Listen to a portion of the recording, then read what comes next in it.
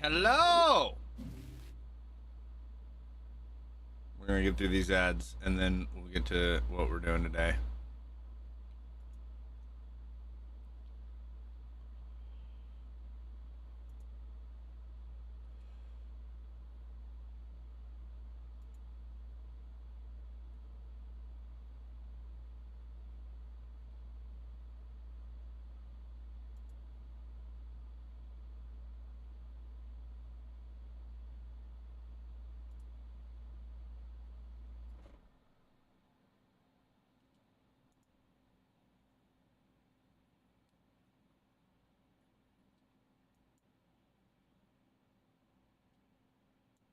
We could have a picnic and spit watermelon seeds at Jupiter. What? Well, hot damn, Gator. How you doing? Welcome to the day. Holy shit, that was right off the bat. I was not expecting that. Hello. Hello, Gator. How you doing today?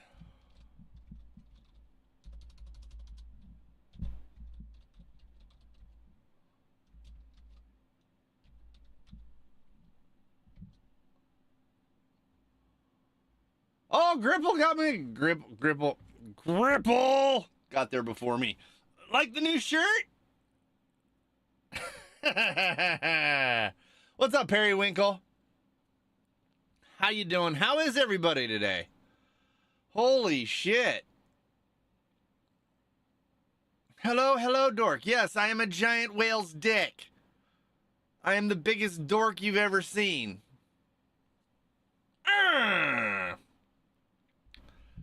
If you didn't know, I have a lovely bowl of blueberries, carrots, cherries, and strawberries today.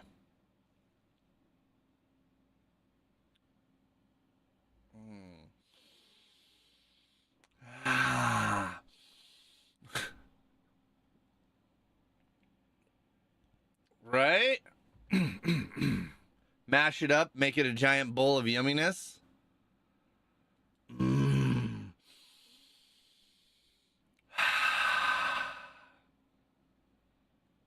How's it going, everybody?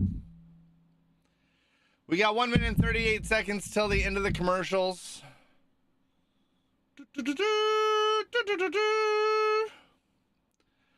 I got all the photos downloaded from my phone today. Look at this. You want to see what I did today? Where is it? This PC pictures. Where the fuck are they?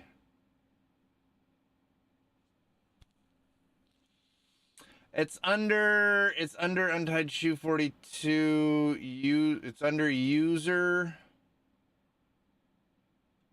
Let's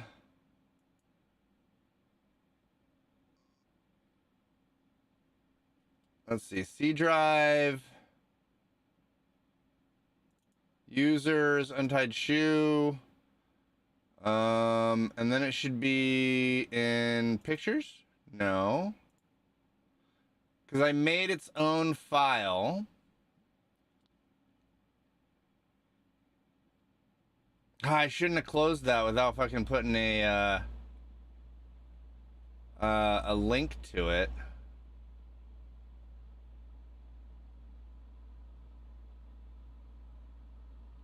I got all the pictures loaded onto the hard drive today, but now I've lost the file.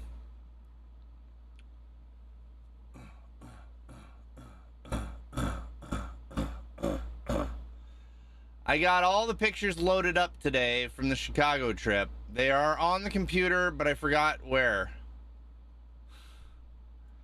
Figures, right? That's not it. I know. I can do this. Chicago. There it is. Camera roll. So check out what I did. So in the next couple of days, we're going to go through and we're going to futz with these in Photoshop.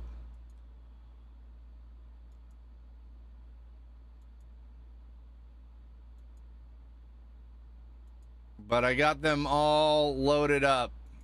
I got, you know, the weird thing is my phone won't let me download the videos. So I have to find a different way to get the videos captured. But we're gonna go in and we're gonna reframe a lot of these. Apparently it's only showing us a short selection of them, or maybe we have doubles. You got a really nice fucking camera, dude. The camera on your phone is like really fucking pretty fucking savage. Sticking stickers. iPhone 13 mini. That'd probably be right. That's me just after jumping in the fountain a little bit. So if you didn't know, I just got back from Chicago. Went out and visited Gripple Chew. Stuck stickers up everywhere. Got to meet Headband. Got to meet Papadopoulos. Yo, Will, what's going on?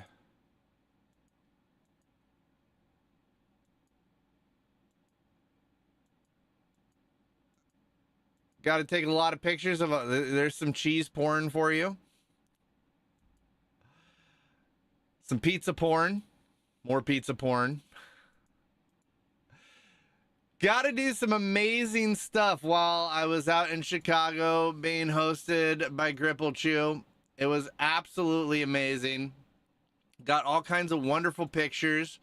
We're going to spend a couple of days probably figuring out a good way to edit them on in the Photoshop and maybe make some collages and do some fucking cool shit or something with them. I don't know. One of the best spots was the Art Institute of Chicago. Where we just got to look at, like, I'm going to be honest with you, okay? Pictures of paintings do not do them justice at all, right? Like, they're cool, but seeing these, like, this is way cooler seeing it in real life than the actual picture itself, right? Like it's real. It's like I've never really, like, gone to a fine art museum like this, but the difference in, you know, visual quality from seeing them in real life is completely different than seeing them in a photo. This is one of my favorite pictures I got. It was Van Gogh. It's the self-portrait. Seeing this is like way different than this photo, right? Because it has a metallic quality, and like when you walk around it just a little bit, when you walk to the left and the right, it shimmers and shines in different ways that you will never quite pick up in a photograph, right? So, like, it's amazing. It's amazing the difference in a photograph versus, you know, what these actually look like in person, right? Like, the photos do not do them justice by any means, but I'm happy to have the photos. Don't get me wrong. Photos register differently in our brain.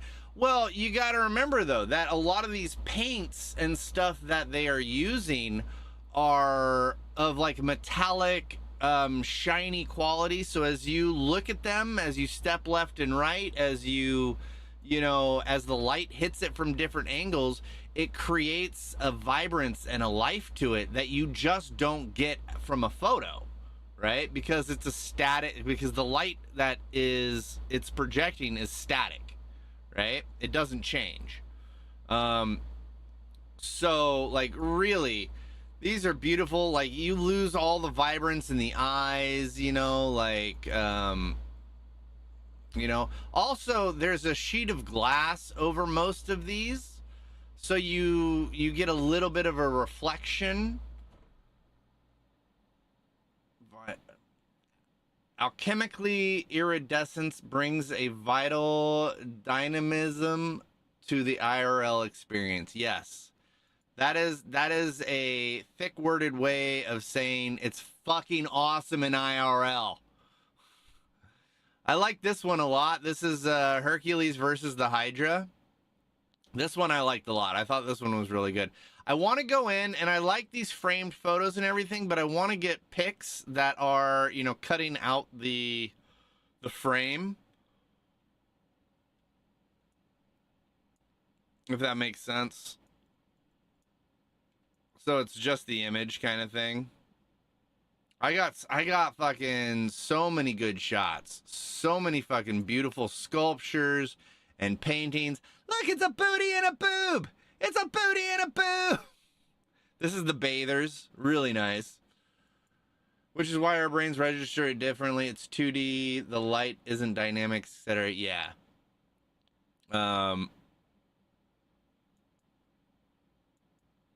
What's up, Rocket?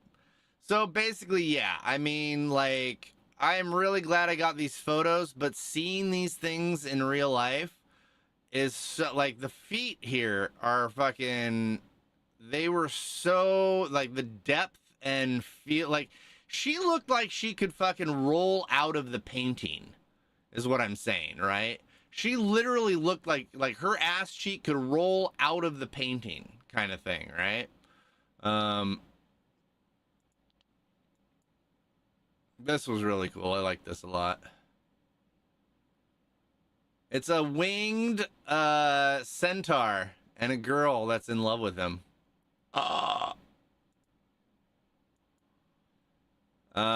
This is the what was his name? Chagall windows. I'm gonna take all three of these and I'm gonna edit them together into a single frame.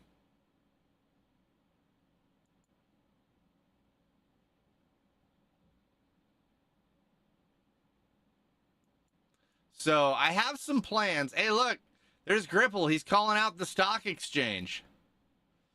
He's pointing towards New York. I think that'll have to be a new destination attempt here.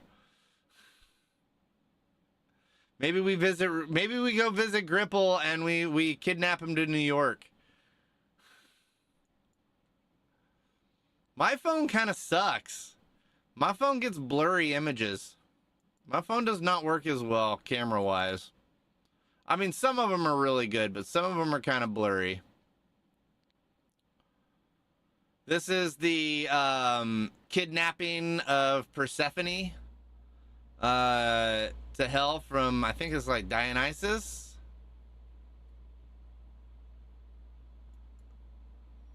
It's a queen! The medieval section. There was so much jewelry and fucking crazy shit in here. It was pretty cool. We'll be going over these photos more later. I got the 6th knot, the 5th knot, the 2nd knot, and the 1st knot. I got so many fucking amazing paintings and pictures and stuff. Oh yeah, and then sculptures. There were just an amazing. This is Gripplechu's favorite statue. This is Gripplechu's favorite statue right here. He said so. God Ganesha, remover of obstacles.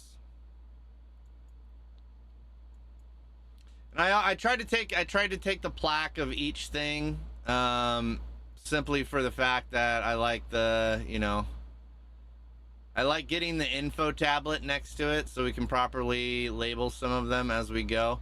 This is the 20-armed Ganesha. This one's fucking nuts. Gotta get those info tablets. Yeah, well, you gotta give credit where credit is due. And it's nice to know what a thing is. Sounds like too many arms. Man, that's like Spider-Man on crack, yo. 20 arms. So this one is the new lock screen, and this is This is the marriage of the god Shiva and the goddess Parvati. And so this is my lock screen. And then the seated in loving embrace with the goddess Uma on the bull. So, and then this is my unlock. This is my new desktop screen for my phone. I thought they were wonderful. I like these two a lot. I really like the harmony of these two. These two felt really cool.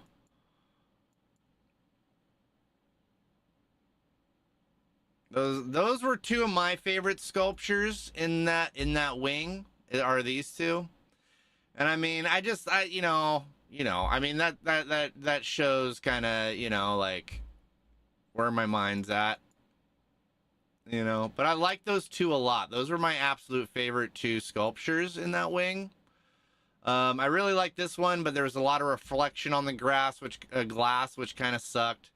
It's Shiva and Uma with their baby, Skanda.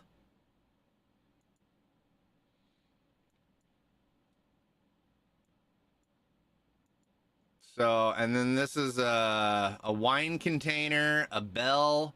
This is in the like the Eastern Asian wing, China, Japan, stuff like that. They're missing whatever poles they had here. Their hands are open with a circle, like there should be a spear or something. They're like tomb guardians. This was really cool. This isn't ancient or anything. This is done by an artist who was mimicking some landscapes. It was done in 1955. Native Americans, some really cool headdresses.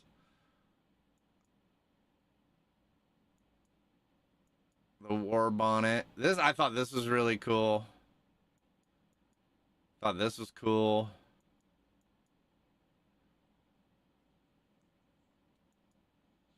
Pair of headdresses. This is a crown worn by a king. I forget where exactly. Yoruba, Indoa, Nigeria.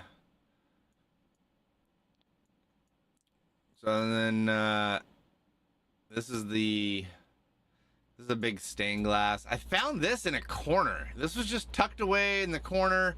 It's a modern thing, but it uses, old aesthetics kind of thing. It's a modern glass maker. Really, really fucking cool. Window with bird design. Yeah. This is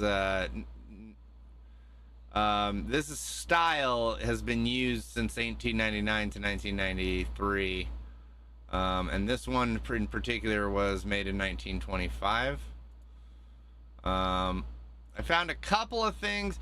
The Egyptian Museum wing was like incredibly small, just incredibly fucking small. I was quite surprised at how small this wing was. And then they had a Egyptian textiles that was kind of cool. I only liked 2 or 3 of the patterns, enough to want to take pictures of them, kind of thing.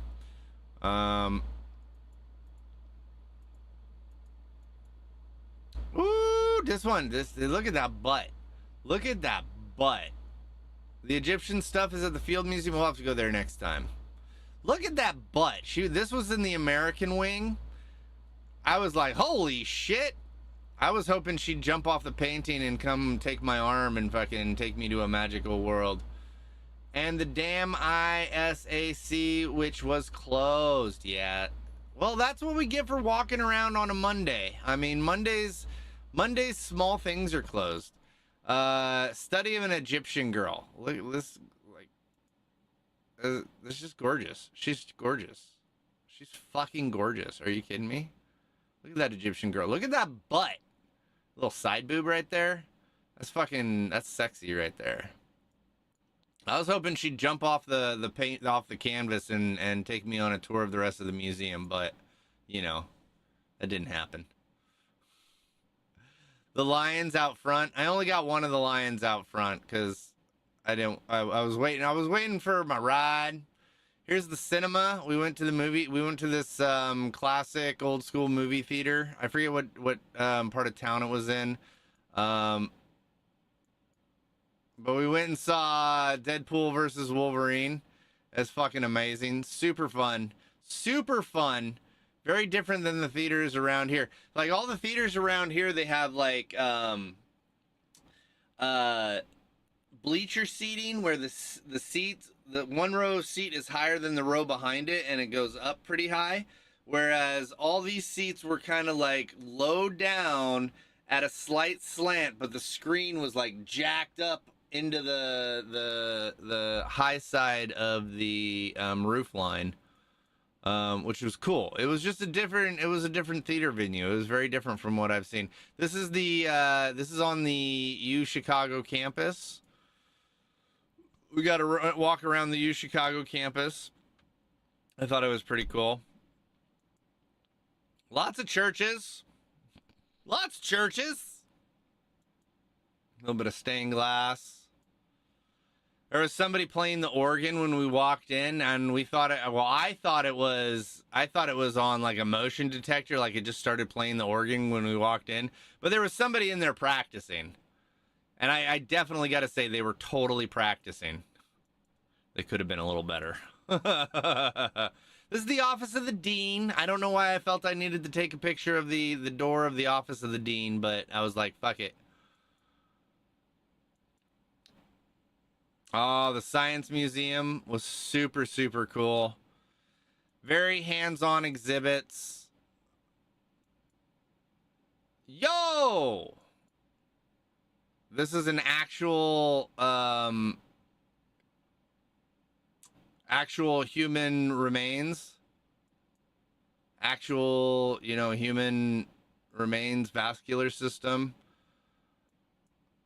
We went to a place called Logan's Arcade, which was just fucking awesome. Tons of fun. Tons of fucking fun. Really enjoyed it. We rode the raised the rail system. We rode the rail system. We went and met Papadopoulos. If you know Papadopoulos from streaming, you'll see him in Nug's channel quite often, and then he streams a bunch, does different things. We met him for lunch. This is the Sears Tower, which is not actually called the Sears Tower anymore, but it's still called the Sears Tower because nobody wants to call it by its new name. Ferris wheel, city skyline, Ferris wheel. This is out at the pier. This is the big pier. Lots of really cool city shots here. A boat. We went on a boat tour, which was really cool. We saw a bunch of really cool city skylines, and it has this tour guide monologue thing going on, so you learn a little bit about the city. And like out in the deep water, they have these giant intake valves that are like this. They're easily like twice the size of this lighthouse kind of thing. They're probably even bigger than that. But that's what supplies the city with the fresh drinking water from Lake Michigan. Lake Michigan is a lake that is so large, I had no idea that a fresh body, a non-salty body of water existed kind of thing. It was kind of nuts. I've never been to a lake so big. I've always been to lakes where you can see the other side, the other shore. We went on the river walk, which was extremely fun. I like walking around the city. For me is like one of the best things. I got some really cool shots. What did you miss? You missed the Impressionist Museum. Some of the other photos we're going over. We're just looking at the photos today. We saw Trump Tower. I want to Photoshop the Trump sign falling off.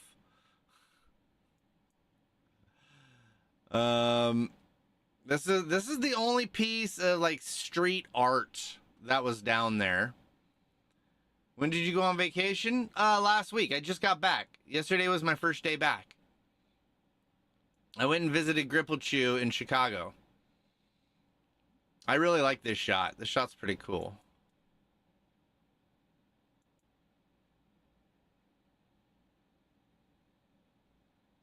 That'd be a good one. Spirit Halloween.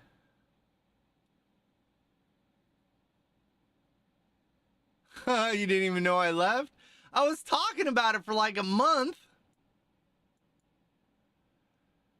I like the Wolf Point West sign. I don't know why. Wolf Point Plaza. I just like this sign. I like the logo a lot. This is my Japanese meal. I really enjoyed this. This is a mural that I had to take a picture of. I was like, Gribble stop! This fucking looks good.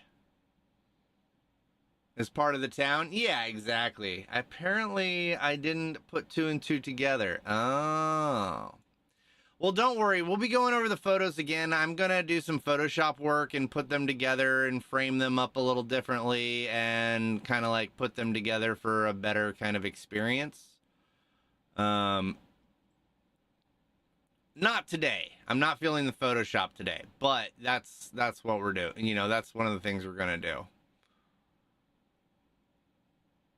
I don't know why that was such a piece of shit video. I didn't know I was taking video. This I knew I was taking a video of.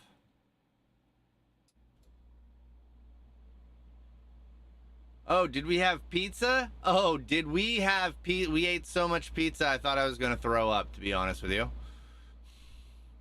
We went on a pizza tour the first day, and Gripple's partner was the docent of the tour, and she showed us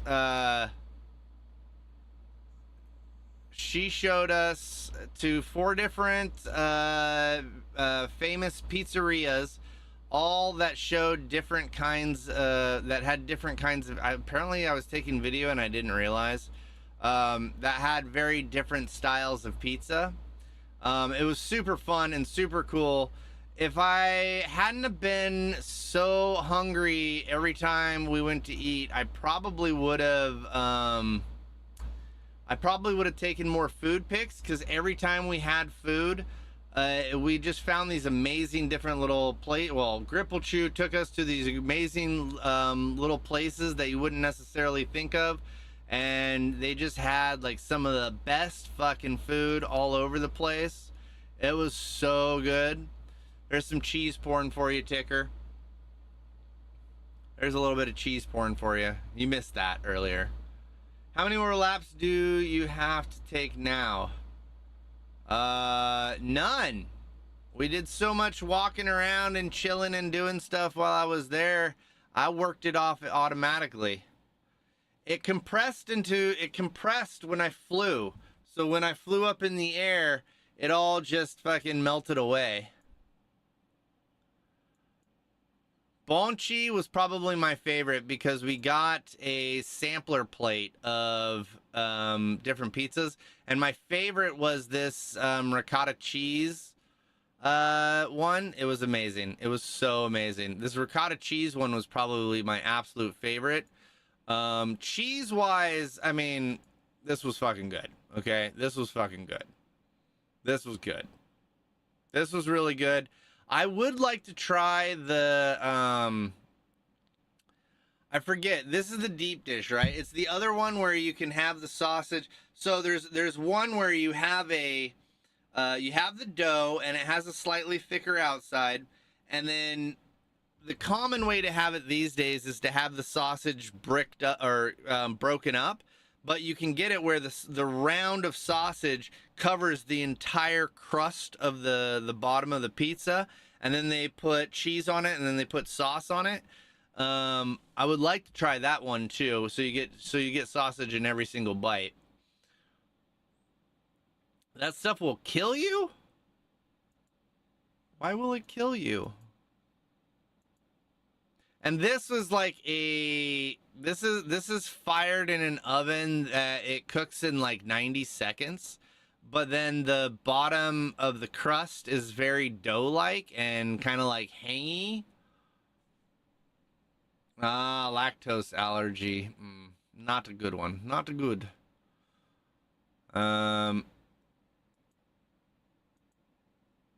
Scan me.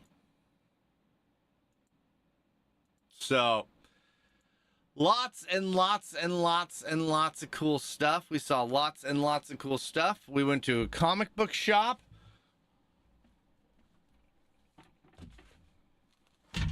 Oops. We went to a comic book shop, and I didn't even know this existed, but I got myself The Walking Dead Omnibus Part 4. I have 1, 2, and 3. I didn't know 4 existed, so I supported a local comic book shop and got number 4.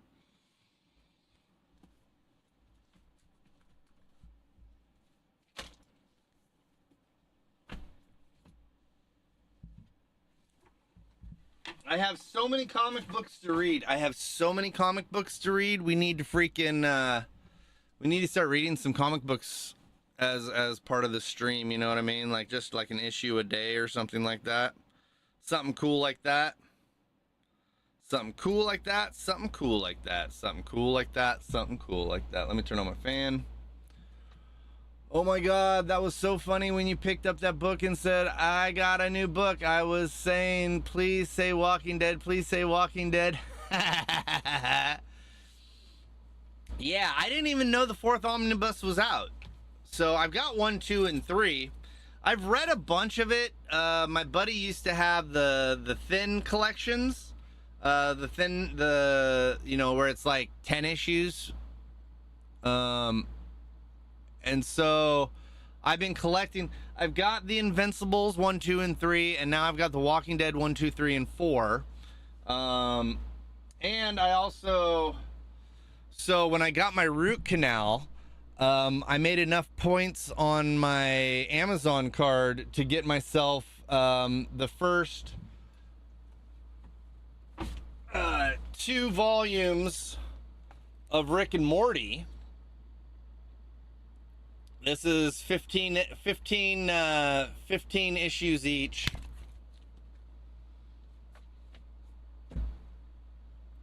So we've got a lot, and I mean a lot of comic book material to work through, to say the least. So I have been I'm like, you remember when they were making those toys that are like Legos and you can put them together from The Walking Dead? I ended up picking up Dale's RV.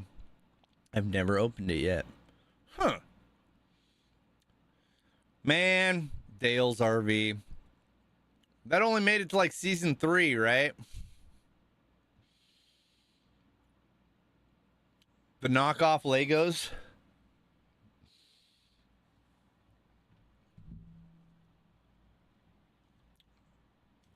I know it was at Herschel's farm.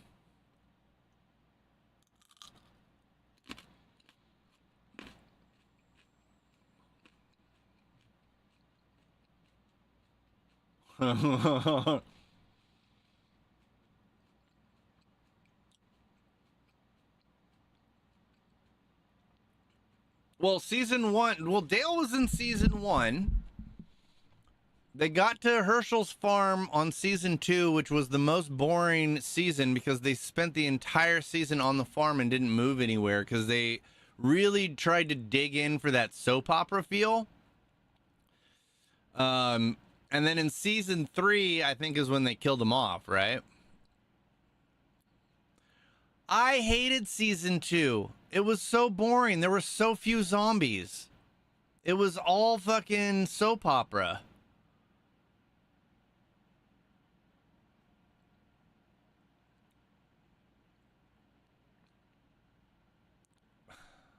I mean, I don't know what to tell you. Zomba opera. Yeah. Zomopera. Zomopera. I didn't like season 3 when they ended up getting swine flu. Season 3 was in the prison, right? Season 3, I feel like season 3 was a mobile season, and then they ended up in the prison in season 4. Or it was like half of season 3 they were in the prison. Yes. Well, George Lucas says that Star Wars is just a space soap opera.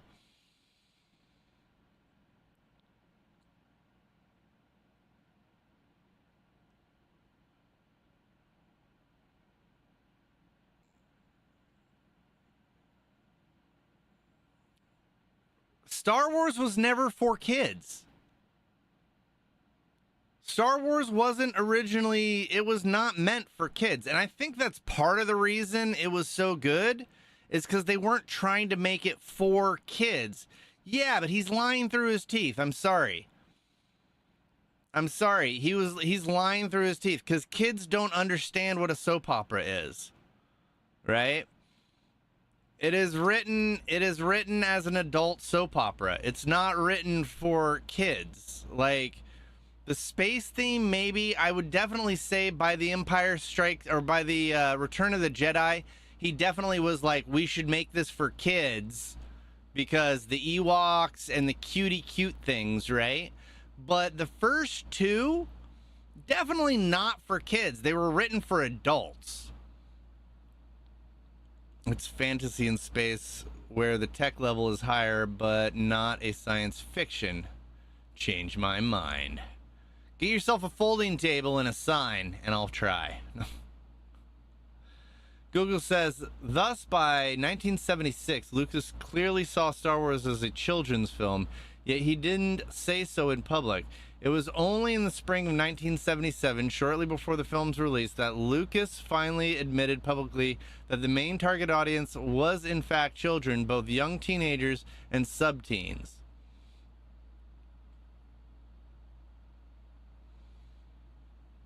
I would say, yeah, okay, it fits a youthful audience, but it's not made for kids. Like I'm saying sub-teen, I'm not saying what do they call them?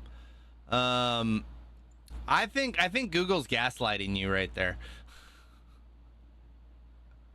I think Google's gaslighting you, honestly. There is no way that they made The Empire Strikes Back for, sub-teens, right?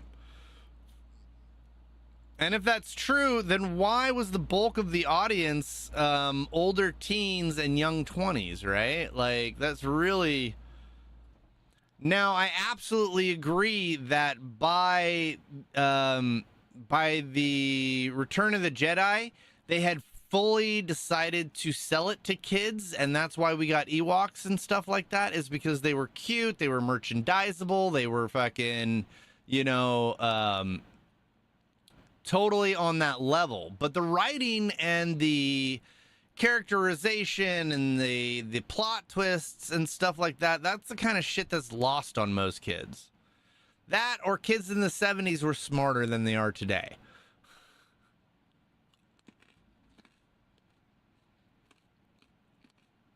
When you were 3? So you were like, shiny lightsaber. Oh, that's so cool, shiny lightsaber.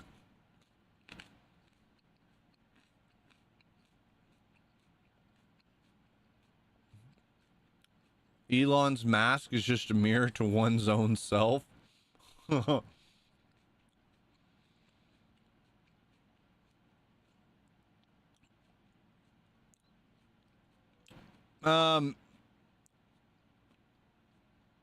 I'm saying that he decided to say it was for kids after the fact. I swear to you, like he was... Darth Vader's too scary for some kids. I remember the walk to and from the theater more than the movie, to be honest. What you talking about, Willis?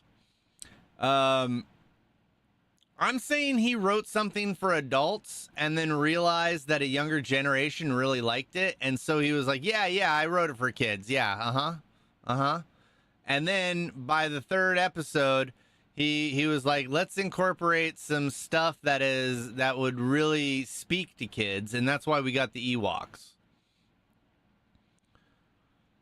Um,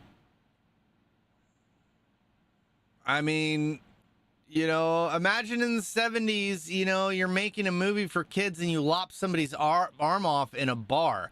Kids don't understand what a fucking bar is. The cantina is something that, you know, kind of flies over the head of kids, that these are fucking drunken space aliens fucking partying it up. Like there's too much in there that is adult situation that kids would completely miss, right? It's only after the fact that he said it was, you know, like, yeah, sure, it's for kids. It's for kids. Like, I mean, come on now. Come on now.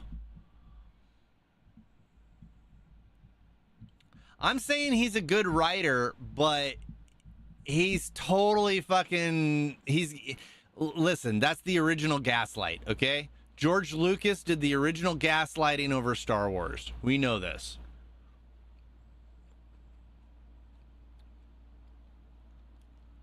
My mom was a fucking bartender my entire, you know, young adult life. I grew up in bars. I mean, I guess, Will, we're the last generation that had moms that were, you know, working for the bar that would bring the baby into the bar. Bugs Bunny, yeah, I guess that's true. I guess that's true. I'm still saying that George Lucas was gaslighting everybody. I don't care. I don't care.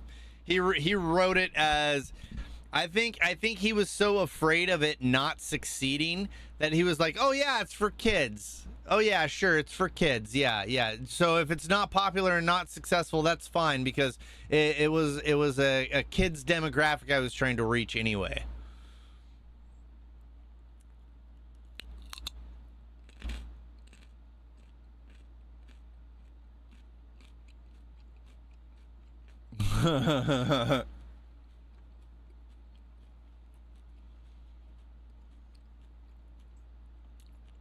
So he had a brother and sister kiss in a kids themed,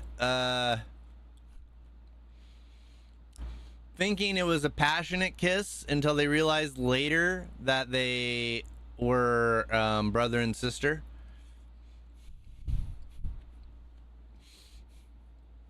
It's the classic Cousins twist. Right. That's what I'm saying. He wrote that segment just for kids.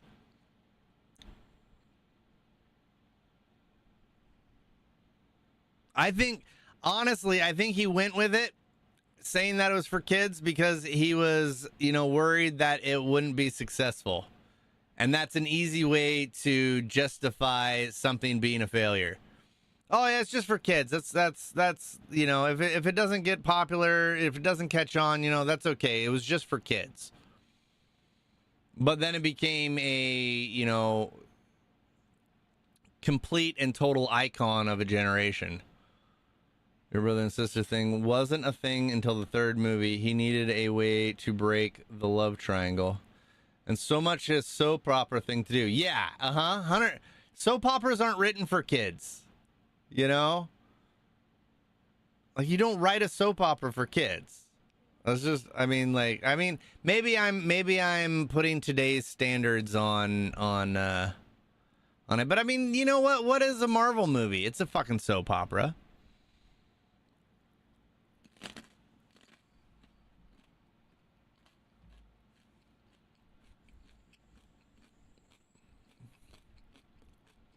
Animaniacs is a soap opera? I don't know. They had bologna in their slacks. I don't know if it's a soap opera. Chippendales Rescue Rangers? Totally a soap opera.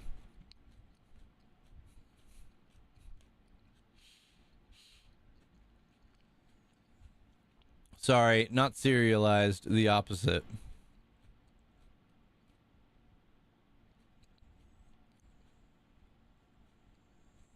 Serialized cartoons? You mean like cartoons that get a cereal made after them?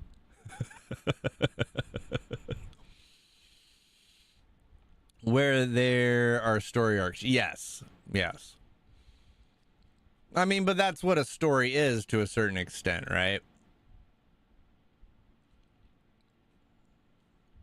The soap opera, I think the soap opera, connotation of it is that it's sort of cheesy.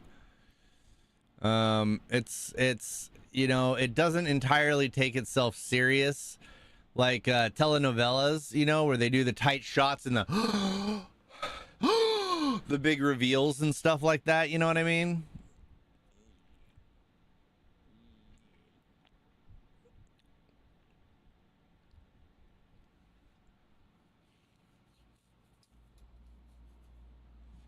Oh, I put ice in my water today. It's already melted. Holy shit. But the water's going to be cold.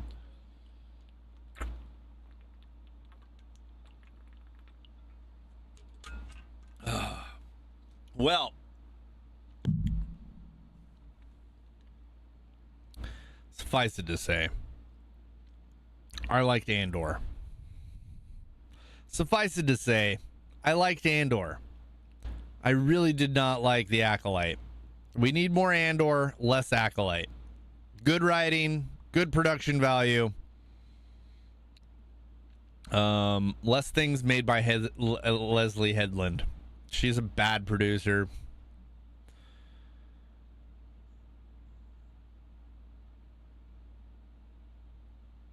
More things like Andor.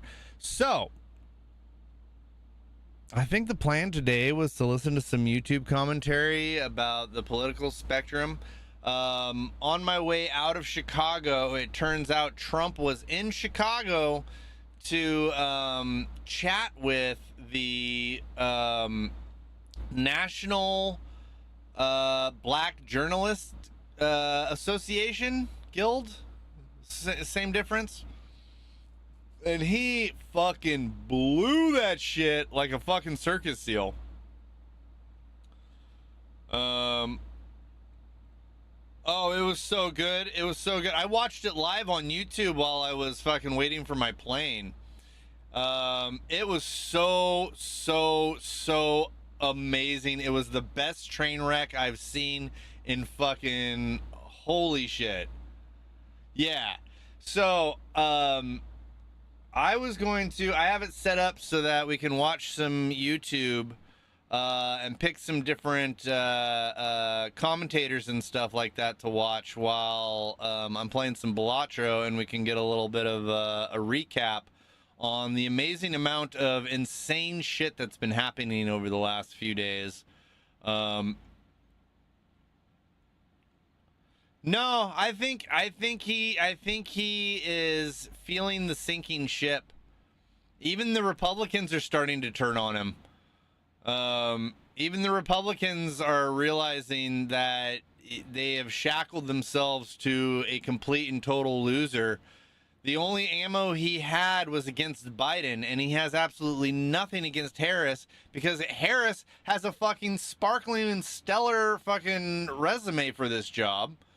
And is basically witty enough and capable enough to fucking undermine the bullshit that he fucking spouts out of his mouth. I think agreeing to the interview was a desperate attempt at trying to fix his image, but he's too dumb and too self-centered to know how to actually do that, and too entrenched in his fucking shitty ideology to actually, rebound or recover from any of the stuff that's going on right now. He is too entrenched in his... I mean, you know what? Hey, listen. I'm an ex-felon. I've had felonies, okay? I spent a long time paying for the things I did and, getting them expunged from my record because I had shown legitimate change throughout my existence, right? I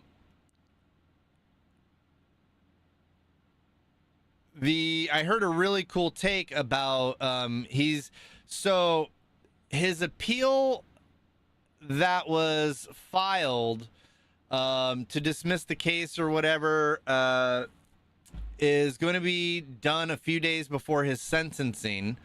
Oh yeah, the appeal based on oh no. I would make a horribly wonderful president.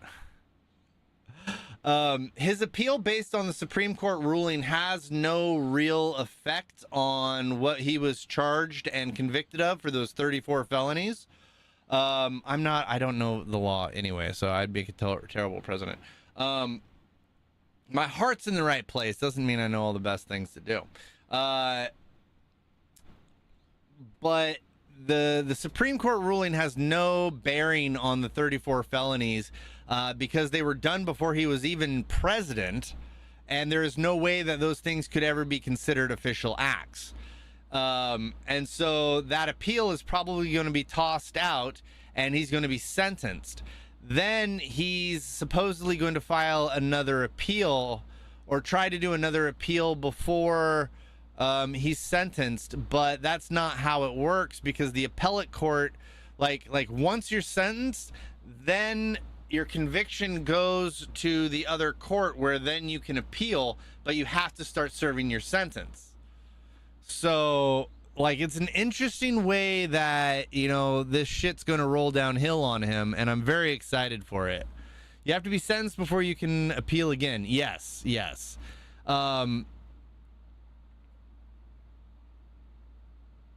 In that state. Yeah, it varies from state to state, but what I'm talking about is what I heard from, you know, law experts. One of the videos I watched about this specific case, where it is and how it's developing.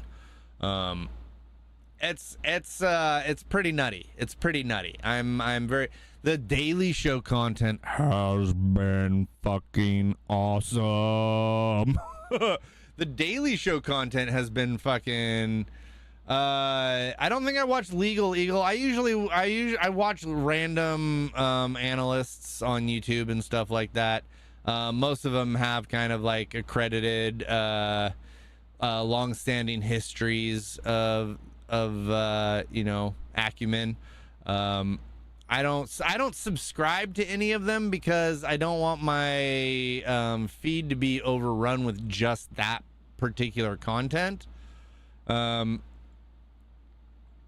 On all this seems to be less biased than others. Oh, I don't mind a little left biased. I don't mind. I like it because they're excited. So anyway, though, here's the thing. I got a little window over here, and we're gonna watch some YouTube segments while I play some Balatro.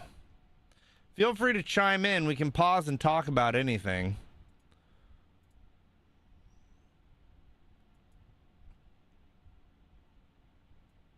Fox is floundering. Just a total mess, a total disaster on Fox as Donald Trump continues to collapse and Vice President Kamala Harris continues to soar.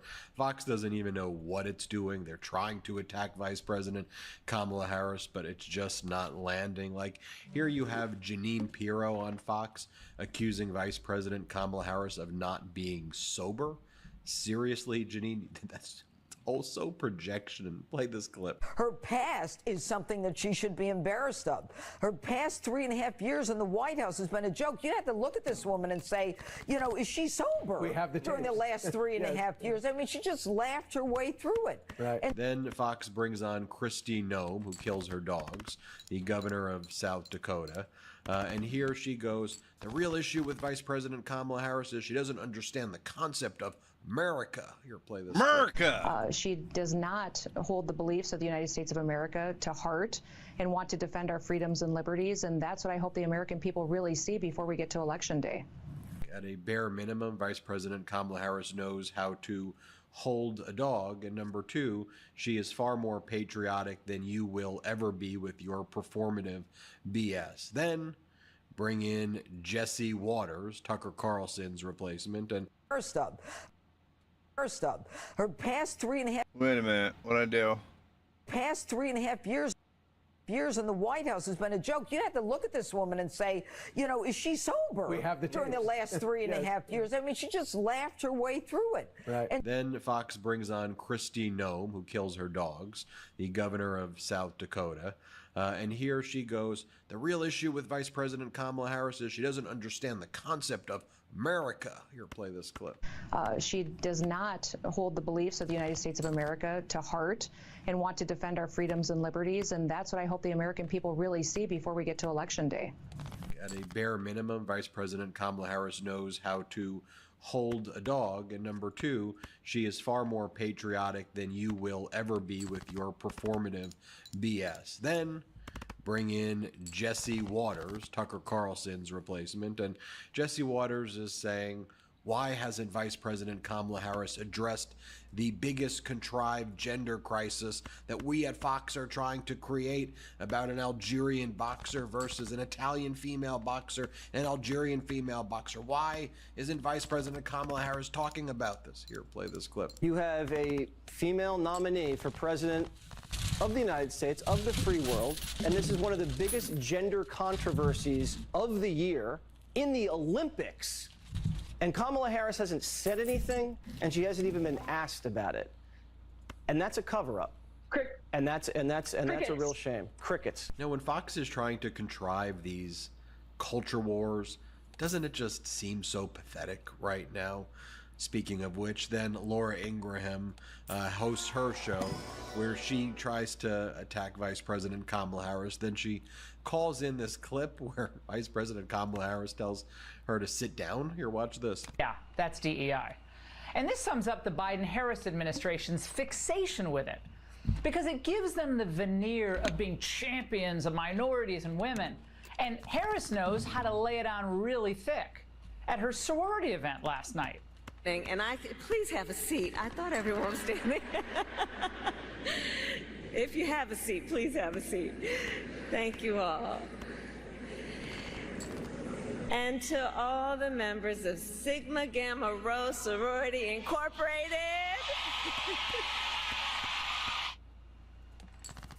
That's really funny. And All right, now we got the new character in Trump's orbit. Bring in Caroline Sunshine, Donald Trump's new communications director, straight out of Central Casting of North Korean propaganda. Here, Caroline Sunshine says, Donald Trump has an exceptional eye for talent, and he picked the greatest person in J.D. Vance. And Shady Vance, play this clip. And look, what President Trump, I think, was communicating is he's the great American warrior. You know this. You just watched him take a bullet for democracy and come back to the state of Pennsylvania. But he selected a fellow warrior in J.D. Vance. And President Trump, as we know, has an exceptional eye for talent. He picks the best people for the job. And as we continue to see, I thought this was really interesting. I had a colleague earlier come up and tell me J.D. Vance's book, Hillbilly Elegy, and the movie that it was based off of on Netflix, both reaching #1 in the book charts and the Netflix charts, because what we're seeing is the more the American people get to know J.D. Vance, unlike Kamala Harris, the more they like him, the more they want to know him. And he's from a community of forgotten men and women. And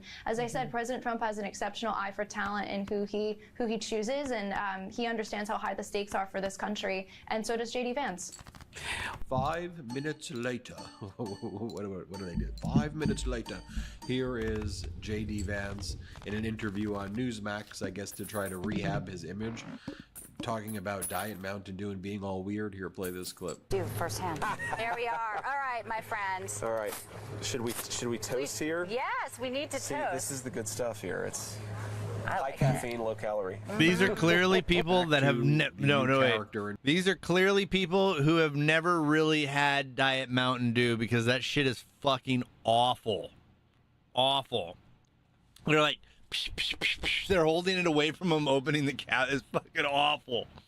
Trump's orbit, Caroline Sunshine. Here she says that Donald Trump's disastrous interview before the National Association. It's awful. How do you like Diet Mountain Dew? It's awful. It's an awful thing. Fine. If you like it, you like it. It's okay. I'm not going to judge you too harshly. Regular Mountain Dew tastes too sugary for me. I think Mountain Dew is awful. It doesn't matter whether it's diet or regular. I think it's awful. Mountain Dew, any of the sodas that are made with corn syrup are awful. I hate corn syrup. I think corn syrup and fake sugars are absolutely awful.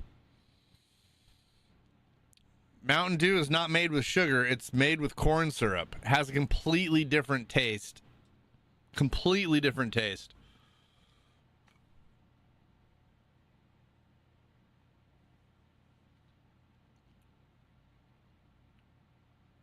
Hold on. We got to fact check something then. I got to fact check it because as far as I know, Mountain Dew is made with corn syrup like the rest of the sodas. Is Mountain Dew made with corn syrup? Yes, Mountain Dew contains high fructose corn syrup, a sugar substitute. The corn syrup is mixed with carbonated water and other ingredients to create soda's distinct flavor. Concentrated orange juice, citrus, caffeine, sodium benzenate, gum, blah, blah, blah, blah. Is diet Mountain Dew made with corn syrup?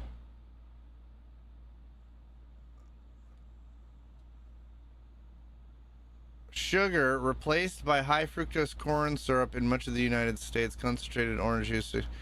See, diet, it doesn't even say it. Diet Mountain Dew has no sugar.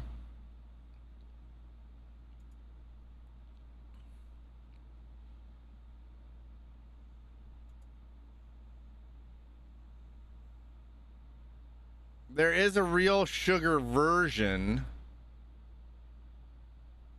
I know you can't have sugar. I mean, I know I'm a corn syrup. I am not an artificial sweetener. I am the real thing. I see. I know diet sodas are usually made with something that's not corn syrup and it's not actual sugar. It's usually made with an artificial sweetener.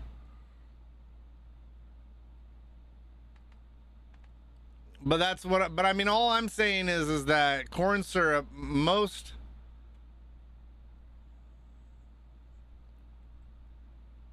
corn syrup is so processed, it might as well be an artificial sweetener.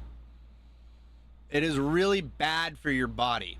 The volumes at which we consume corn syrup are really bad for you. I can't eat fucking foods that are made with corn syrup without getting a headache. If the foods I eat have corn syrup in them, I usually get headaches. I'm very particular about it. Sugar does not give me a headache. Corn syrup in any baked products, any cereals, anything. Like, I have to read and make sure that there's not corn syrup in something so that I don't get a headache. Corn syrup is terrible for the human body. It is so overly processed that it's to the point where it might as well be, what's the one that's made from E. coli poop? It's like Splenda or let's see, artificial. There's an artificial sugar that is made with E. coli poop. Artificial sugar made with E. coli poop.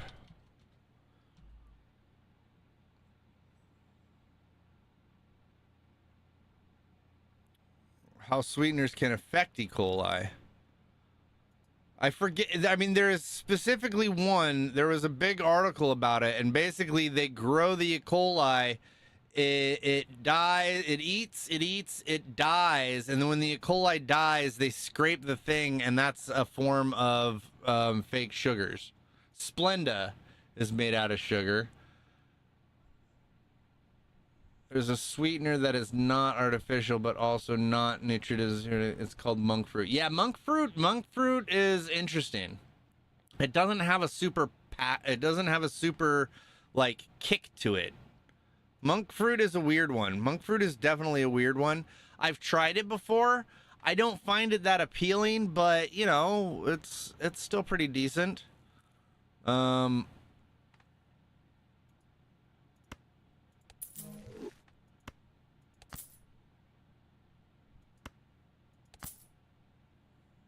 Oh, I think we just got a money exploit.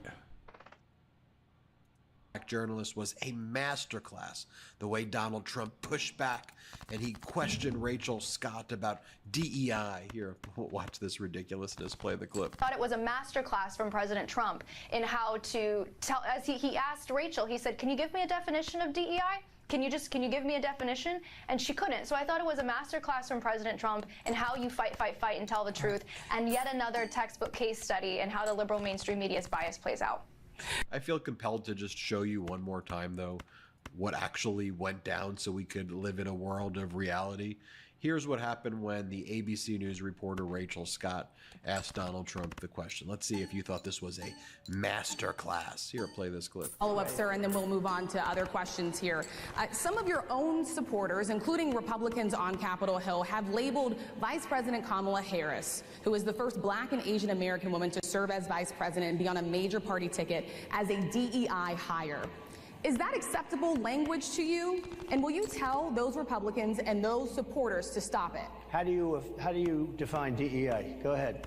How do you define diversity, equity, inclusion? Okay, yeah, go ahead. Is that what your definition? That is give me a literally definition the words. then. Would you give me a definition? That is literally the words. Sir, I'm asking you. That is literally the words. Just go ahead. Give me a definition. Give me a definition. Come on, just give me a definition. Those are literally the words.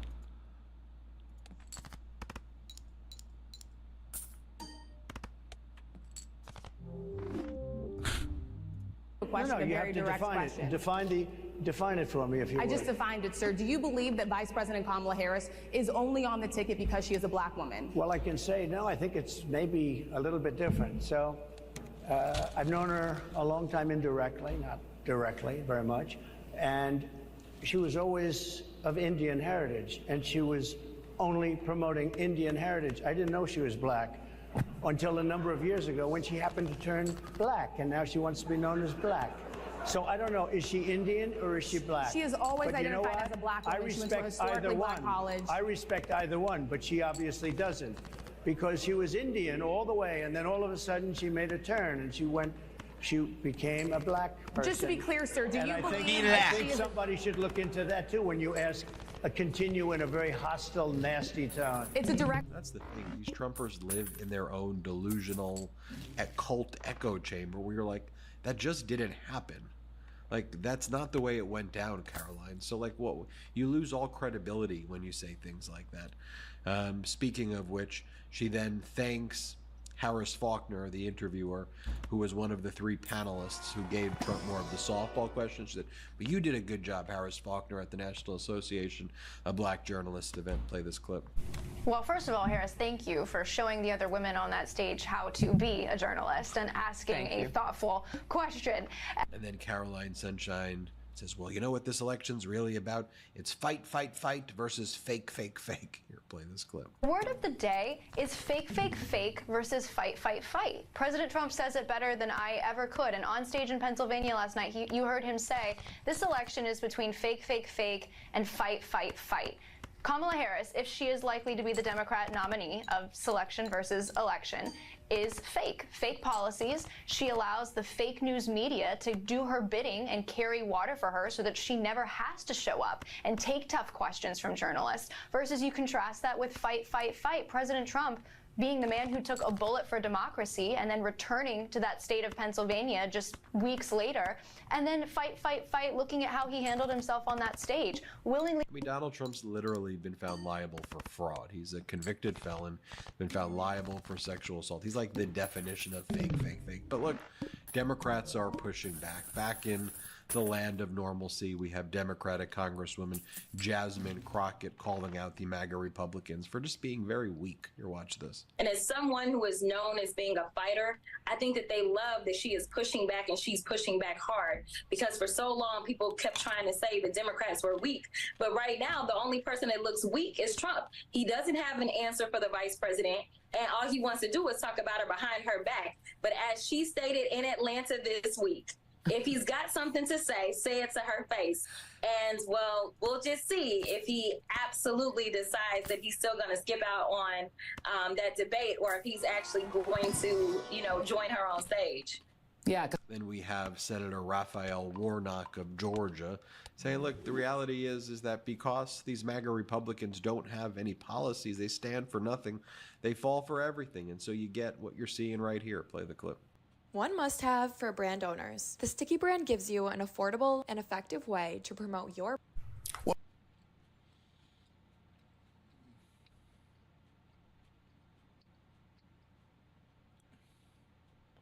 Right? I have a feeling he didn't even take a bullet. I think he took shrapnel from a fucking teleprompter. If you look at the wound, it's like right here where the ear connects to the fucking head, right? And if a bullet were to graze right in here, it would have ripped the whole ear off. I swear to God, I think I half believe, I know it's fucking terrible, but I half believe he either used his time in the WWF and cut his own ear, or he was just hit by teleprompter shrapnel. I don't think the bullet ever hit him. Now, I do believe 100% that shots were fired.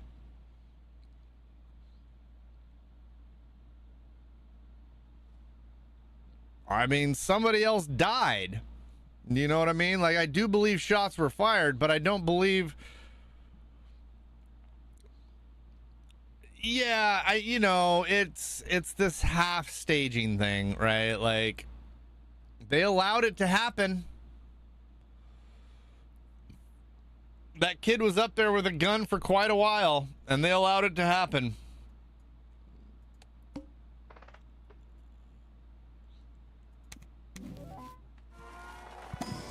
Well, the man has no agenda. He has no vision. And so people who have no vision traffic in division.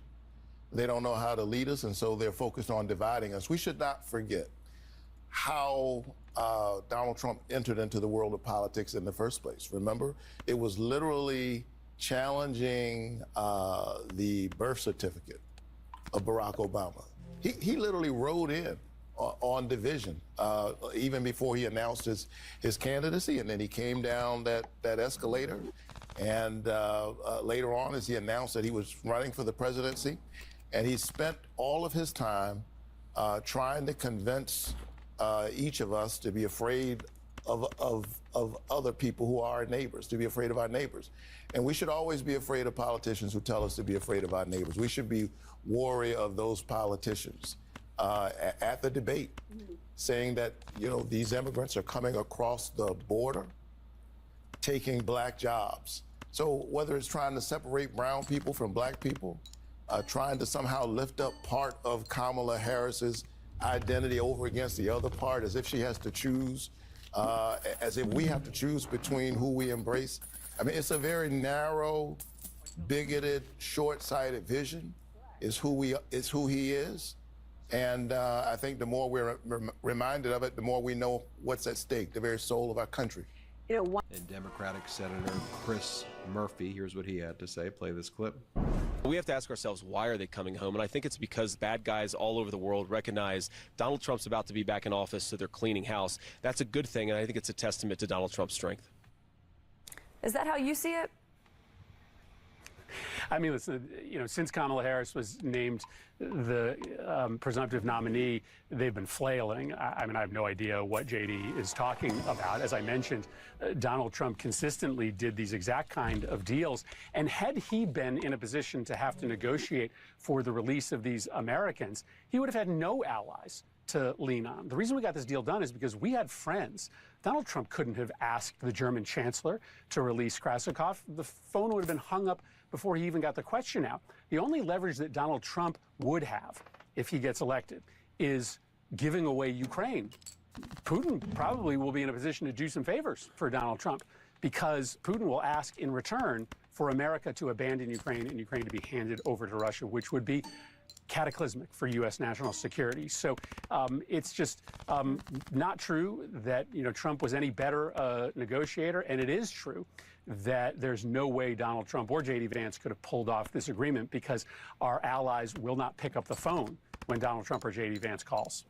And I want to show you what I think there should be more news coverage on, and because you and I, the Midas Mighty, we have this platform, here's what I want to show. So, you know, J.D. Vance, as he's been on that very weird childless cat lady thing where he's attacks childless cat ladies as a threat to democracy with all of the misogynism. You know, J.D. Vance then lies and goes, well, Vice President Kamala Harris is against child tax credits. Okay, everything they say is false. I mean, Vice President Kamala... I don't think that it's correct to say that our allies won't pick up the phone for Trump or Vance.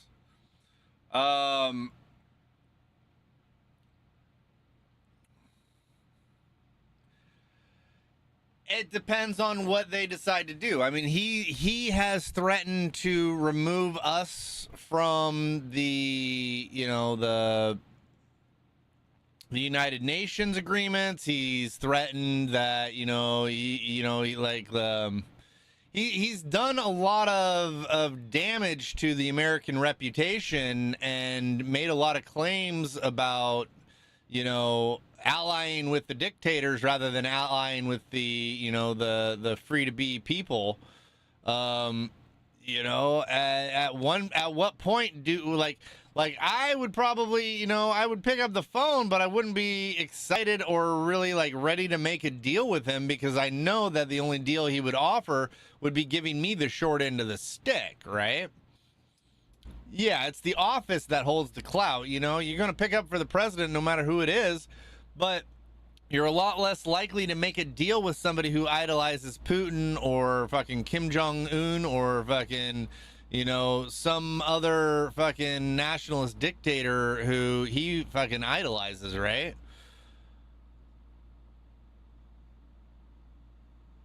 Right?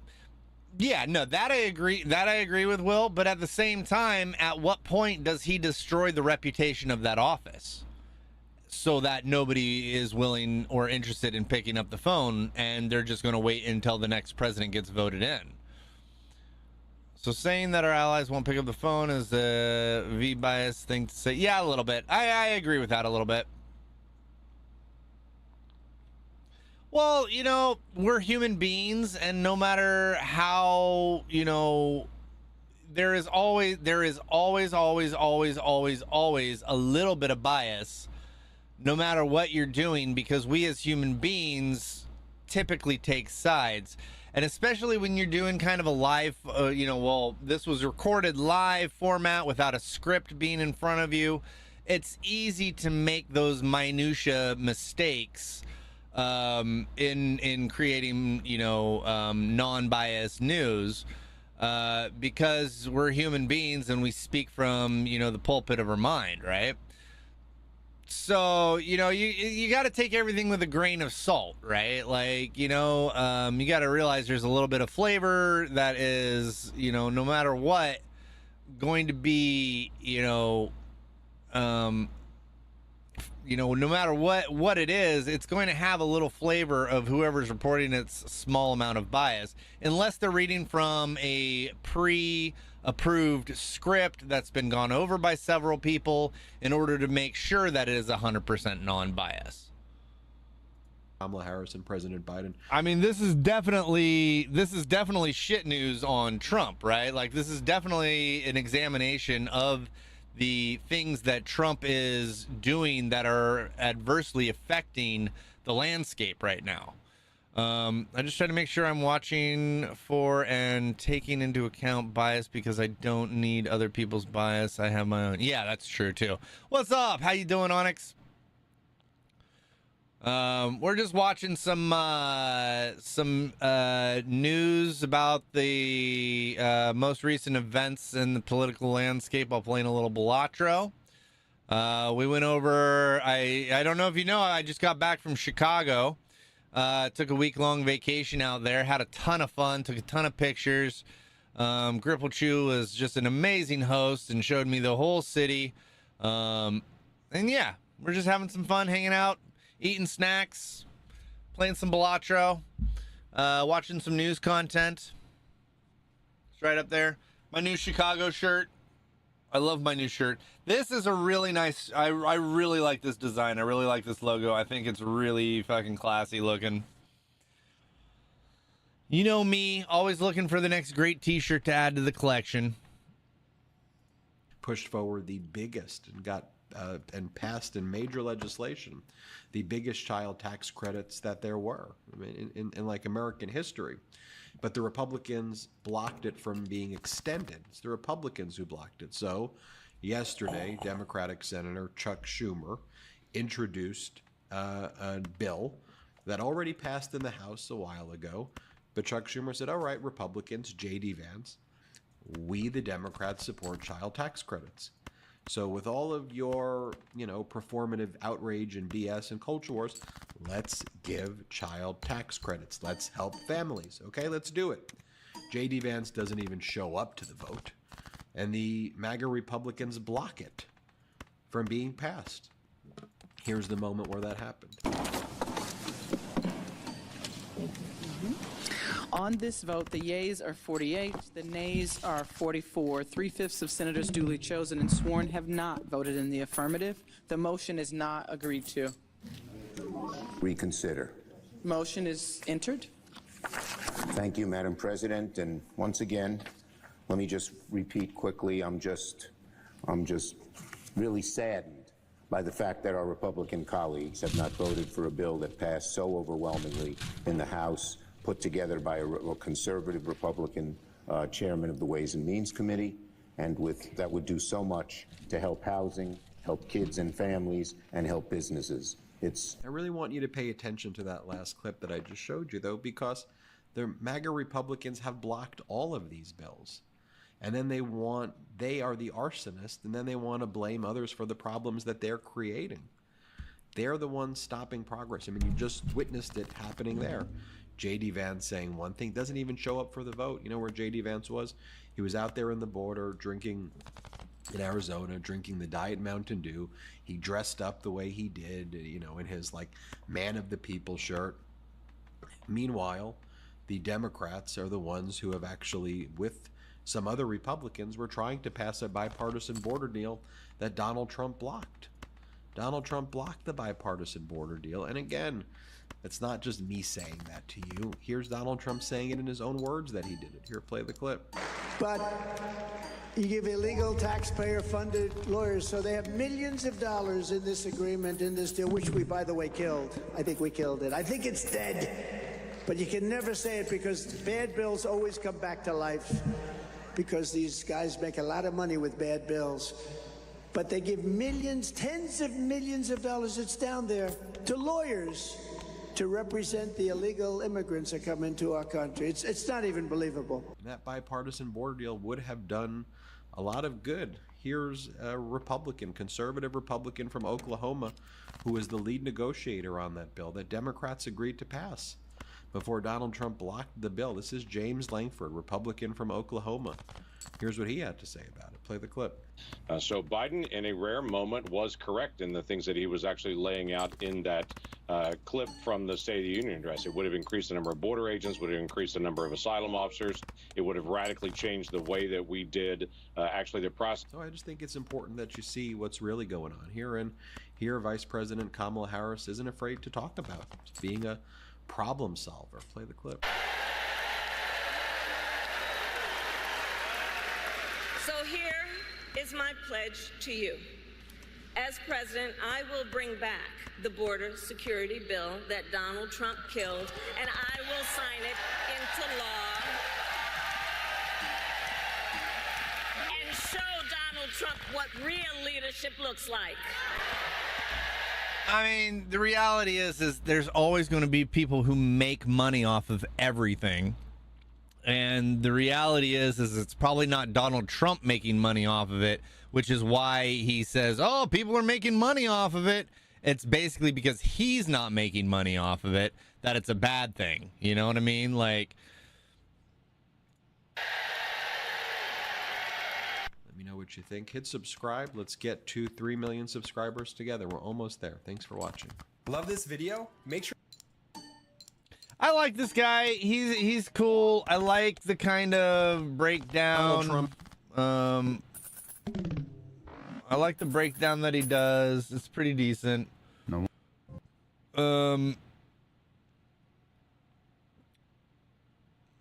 Live. It is time to address the long neglected needs of working families. Bernie Sanders. That's some Bush right there. If you haven't seen Deadpool,